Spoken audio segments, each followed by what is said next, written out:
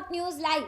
आज जो हम आपको दिखाने जा रहे हैं वो सिर्फ एक खबर नहीं है, ये नवादा, नालंदा और बिहार शरीफ के बीच चल रहे उस अवैध तंत्र का दस्तावेज है जिसके बारे में देशवा ट्रांसपोर्ट न्यूज लाइव शुरुआत से बात करता आ रहा है। परिवहन हो या फिर खनन हो, एंट्री माफिया बड़ी संख्या में सक्रिय है।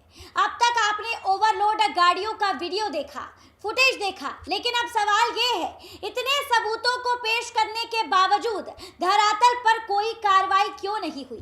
डीएम साहब, आपसे जानना चाहूंगी, एसपी साहब आपसे भी सवाल पूछना चाहूंगी।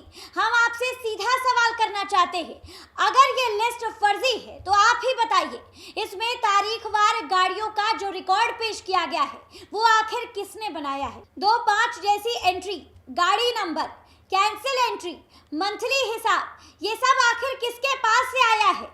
अपना और पराया का मतलब क्या होता है? किसकी गाड़ी आखिर अपनी है और किसकी गाड़ी आखिर पराई? और सरकारी सिस्टम में ये किन भाषाओं का प्रयोग किया जा रहा है?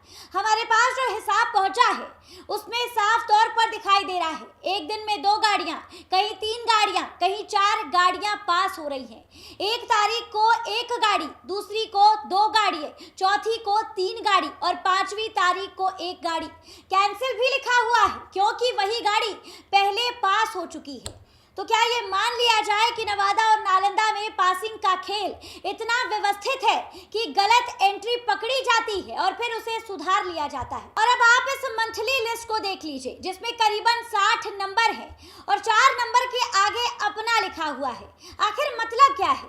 क्या एंट्री माफियाओं की अपनी गाड़ियां अलग हैं और बाकी पराई हैं? क्या यही वजह है कि कुछ गाड़ियां पकड़ी भी नहीं जाती हैं? क्या यही वजह है कि नवादा और नालंदा में होते हुए पटना तक अवैध गाड़ियों की आवाजाही जारी रहती है?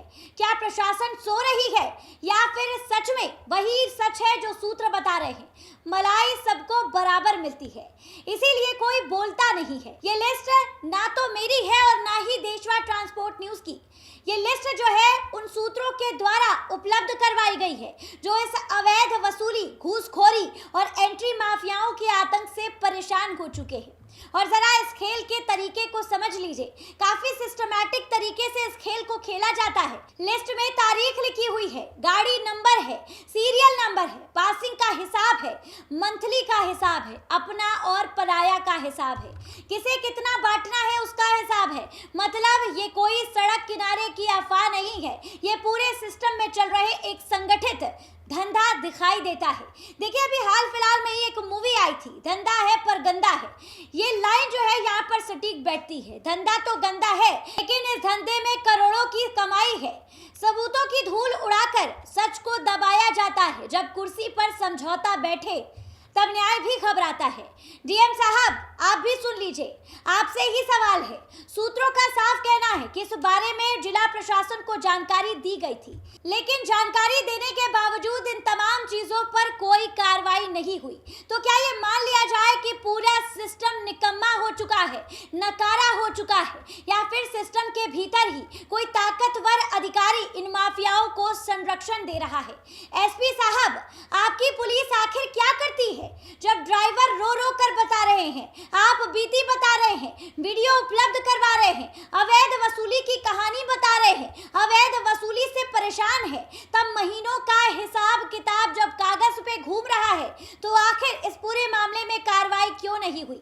जब मालवे, पासिंग, मंथली, रेट, बंदरबाड़ तक का ब्यौरा सामने है तो फिर अब तक कितने एंट्री माफियाओं पर एफआईआर हुई है, कितनों की गिरफ्तारी हुई है, आखिर कितने थानों में इन माफियाओं से पूछताछ हुई है, कितने खनन और परिवहन कर्मियों की भूमिका जांची गई है? कहा जा रहा है कि 111 पासिंग का हिसाब है, 5500 रेट लगाया गया है और उसके बाद 4 गाड़ियां मंथली में लिखी गई हैं और इसके बाद आप देख सकते हैं कि 6 लोगों में इन तमाम चीजों का, इस अमाउंट का बंटवारा किया गया है। अगर ये सही है तो ये सिर्फ एक जिले की कहानी बिल्कुल भी नहीं हो सकती, ये दोनों जिले में फैला हुआ संगठित अवैध नेटवर्क है। और अब उन तमाम लोगों के नाम जिनके बारे में हम पहले भी चर्चा कर चुके हैं, जिनका नाम गोल्डन, शंकर, झा बाबा, सोनू यादव, आजाद खान, पप्पू यादव, विकास यादव, मुन्ना यादव, सुबोध यादव और ना जाने कितने चेहरे हैं। हम पहले भी इन नामों की चर्चा कर चुके हैं, बड़े बड़े महल भी दिखाए गए हैं और अब सबसे बड़ा सवाल है कि क्या आर्थिक अपराध इकाई, निगरानी और सक्षम जांच एजेंसी इस पूरे रैकेट की परतें खोलेंगे। जो रात के सौदागर हैं वो दिन में शरीफ बन जाते हैं, कागज पर नंबर लिखते हैं और कानून से भी खेलते हैं। देशवा ट्रांसपोर्ट न्यूज फिर से कहना चाहता है, हमारे पास जो साक्ष्य हैं उन्हें हम सक्षम एजेंसी तक पहुंचाएंगे, लेकिन डीएम साहब, एसपी साहब, तमाम चीजों को ध्यान से देख लीजिए। आप जवाब दीजिए, नवादा में एंट्री माफिया कौन है, किसके संरक्षण में ये पूरा खेल चल रहा है? आखिर क्यों उन पर अभी तक कोई कार्रवाई नहीं हुई है और कब तक ड्राइवरों का खून चूस कर ये अवैध वसूली करते रहेंगे? सरकार की मंशा पर सवाल हमें बिल्कुल भी नहीं है, लेकिन जिला प्रशासन, परिवहन और खनन विभाग के भ्रष्ट अफसर अगर कानून को ही बेच देंगे तो फिर आम जनता न्याय की उम्मीद आखिर किससे करेगी? गोपालगंज में जैसे ही एसपी विनय कुमार ने एंट्री ली, अपना कदम रखा, वर्षों से चेक पोस्ट पर चल रहे खेल को 1 मिनट में चुटकी में खत्म कर दिया। जिस अवैध वसूली, पासिंग और माफिया राज को लोग सिस्टम की मजबूरी का नाम दे रहे थे, उस पर एक झटके में एक ईमानदार और सख्त अधिकारी ने चौपट कर सके। जब गोपालगंज में कार्रवाई हो सकती है तो नवादा और नालंदा में क्यों नहीं? जब एक एसपी चाह ले तो चेक पोस्ट का साम्राज्य हिला सकता है, तो फिर इन 2 जिलों में कौन सी मजबूरी बनी हुई है?